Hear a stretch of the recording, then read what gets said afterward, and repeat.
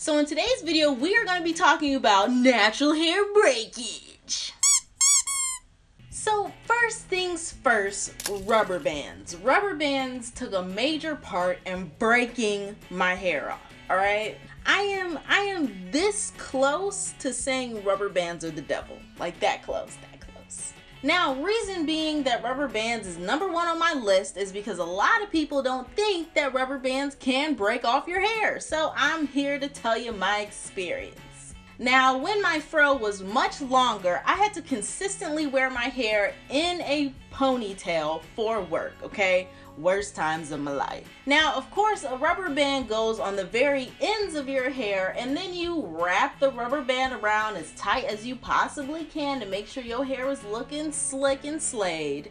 But what you don't really realize is that the rubber band is going on the most delicate, oldest parts of your hair, okay? The parts that need the most love and care. You're actually taking a rubber band and wrapping it around the most sensitive part of your hair. So what was happening to me was, at the end of the day, when I would take my rubber band off, I would notice my hair would feel dry, especially where the rubber band was placed. It would almost feel like I had heat damage, weirdly enough, okay? And the same thing would happen if I put my hair in a high poof. This is why I tell you guys, if your hair is not long enough to be put into a high poof, don't force it. Because when I was forcing it, of course, I had to make sure the rubber band was tight. And in return, the perimeters of my hair would feel very dry and heat damaged, okay? Even though there's no heat. Do you see what I mean by rubber bands are like this close? Like I'm this close to calling them the devil? Now the second thing, letting my mom do my hair, okay? Reason being is because she couldn't do my natural hair in the first place, which is why she gave me a perm when I was like 5 or 6. Now my mom broke a lot of my hair off in the very beginning when I first went natural, because I wanted braids, but I didn't know how to braid my hair. She was the only one who would ever do my hair for free, so I went to her. Biggest mistake. Number one is because your mom has been doing your hair since before you even really knew what hair was, so you can't tell her nothing, okay? Like I said, half the reason I had a perm in my hair in the first place was because she didn't know how to do my hair. So then coming back to her with a full fro, she really had no clue. I tell you, when my mom would braid my hair, she would literally whip out a rat tail comb, and it wouldn't even faze her. She saw it as a challenge, and she would comb my hair with the rat tail comb. Then when I would try and tell her, like, you're using the wrong tool, of course, that's disrespectful. So I just had to bite the bullet and either let her rip out a majority of my hair or get somebody else to braid it. It was as simple as that. But I now know that my mom, she is not the person to go to when I'm trying to get my natural hair done, okay? She's not the person. Number 3, braiding my own hair. Now, like I said, in the very beginning, I didn't know how to braid my hair, which is why I went to my mom. And after my mom breaking a lot of my hair off is when I realized I need to learn how to do my own hair. Now, this is where this gets weird, okay? Since I didn't know how to braid, I also did not have like a head to braid on, so I had to experiment with my own hair, okay? I do not recommend this because if you don't know the braid pattern for cornrowing, you're just instantly going to rip out a lot of hair, okay? That braid pattern is very important to keeping your hair organized and detangled. And when you're a brand new braider and you don't know that braid pattern, you end up just ripping out a lot of hair because you're trying to get the pattern down. The pattern is what keeps you organized. When you don't know the pattern, you ain't organized and you just ripping out hair, okay? So I highly suggest, if you're braiding your own hair, twisting your own hair, and you don't know how to do it, be very careful, because that can lead to a lot of breakage. I know myself, when learning how to braid, I was very freaking determined, because you're not going to learn overnight, but a majority of the nights I swore I would, and your girl would just be ripping out all kinds of hair, okay? Don't do it. Practice on somebody else's hair, okay? Rip out their hair. Don't do it on your own. Number 4, not using a shampoo brush, okay? Many of you don't know this because you're new to my channel, but I have been natural for like 5 going on 6 years. In that first 3 years, I was not using a shampoo brush, okay? I was just either trying to learn how to finger detangle, or I was just using a regular comb and using very small sections, okay? Now, around the time that I did do my second big chop is when I really looked at my hair and I noticed I had a lot of breakage and I didn't really know where it was coming from. And then once I big chopped and I started growing a little hair, I then came across the shampoo brush that you guys see that I use in my videos all the time. Now, I started using that brush and it was just like a butter knife just cutting through some butter. Like, it was ridiculous going through my hair. It did not snag a knot. It did not do anything but detangle. Like, did its job 100%. However, now that I'm about at my 2-year-ish mark, I think 1.5, like I said, 2 years, I don't really remember. But now that my hair has grown a lot more, I have noticed that I do not have any thin edges. I don't have any broken off pieces of hair. Sometimes back in the day, I would pull out my natural hair and I would see it was very sparse in between the ends. None of that has happened. And that leads me to believe that the shampoo brush has eliminated a lot of that breakage that I was going through, okay? I was doing a lot of trials and errors with finger detangling and I broke off a lot of my hair. So the fact that I switched to a detangling brush and have not had any of those issues, I'm telling you, if you had that same issue, like a lot of your hair was breaking off and you are somebody who finger detangles, or you're using a rat tail comb, or you're using a regular comb or a wide tooth comb, definitely try out the shampoo brush, okay? It might save you in the future, just saying. Number 5, not moisturizing correctly. I guarantee you, if you are having issues with your natural hair breaking off and you are not moisturizing correctly, I'm gonna tell you, that's the number one thing you're gonna want to deal with, okay? Because for me, I'm very low-key lazy, okay? So some days, especially on a wash day, yes, your girl will moisturize, but after that I will get lazy and I will just sleep on my hair. I won't even spritz it and throw a little oil in there. I will just keep trucking for the rest of the week with dry and brittle hair, okay? It's embarrassing. Y'all don't see that side of me, okay? Y'all don't. But that's how I can be. If you are not moisturizing correctly, the number one thing that's going to happen is breakage, okay? I was about to say something else, but breakage. Breakage is what is going to happen if you do not moisturize correctly, okay? Number 6, all right, not keeping it in a protective style. The reason I bring this one up is because I noticed that I receive less breakage when I'm not touching my freaking hair, okay? And the best way to not touch your hair but keep it moisturized, keep it organized, is in a protective style. So when I put my hair in 2 braids, that's wash day. I wash my hair, get it all oiled up, greased up, and moisturized. And then I put it in a nice even braid pattern, 2 braids going straight back, and I can rock that for about 2 weeks or so.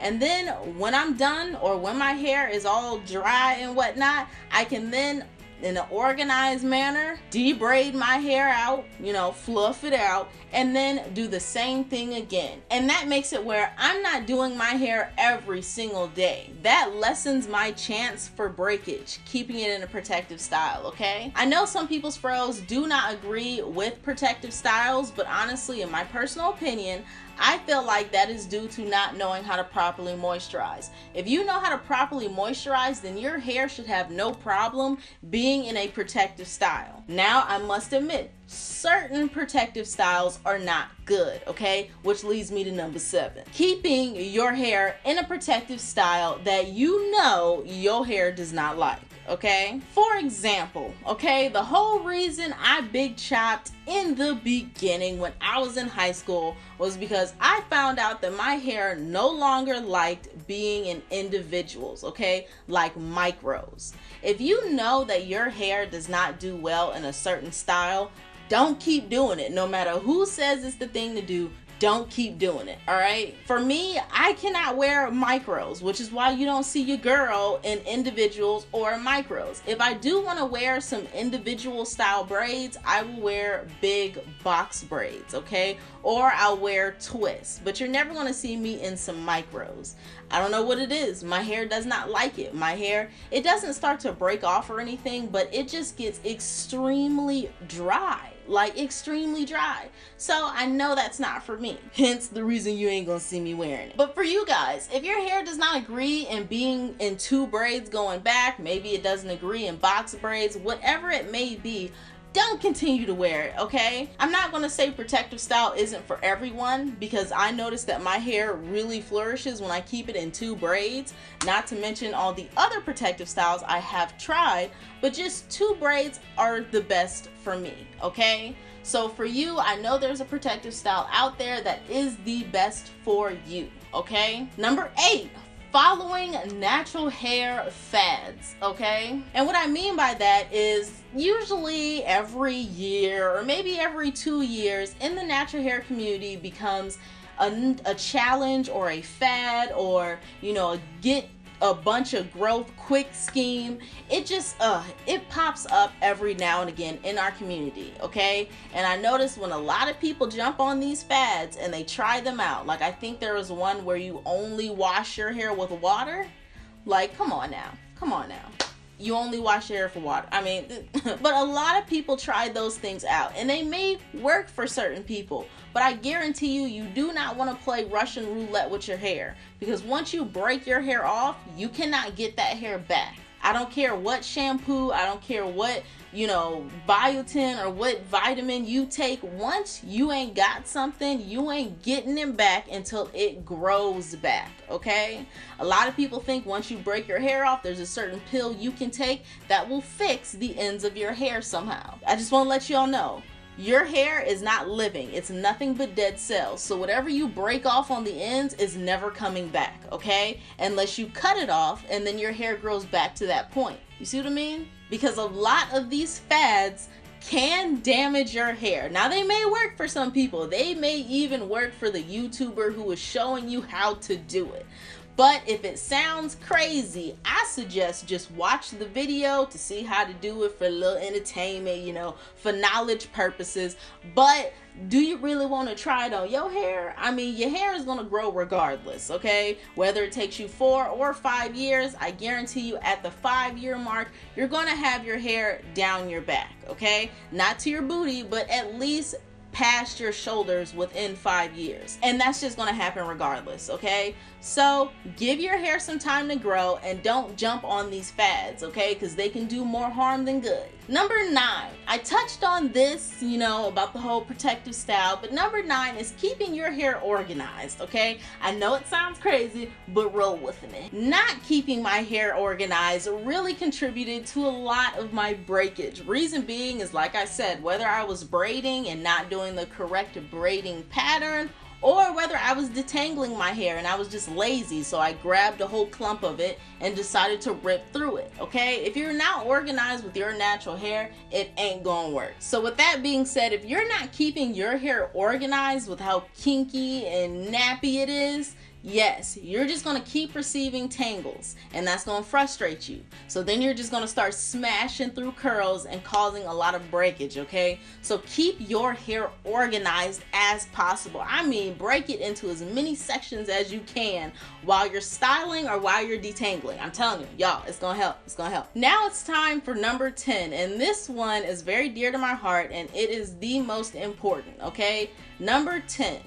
Not having confidence in your hair. If you don't have confidence in how your hair looks, if you don't have confidence in the fact that you're proud to be type 4 or whatever type that you are struggling with, if you're not proud, I'm so serious. I'm so serious.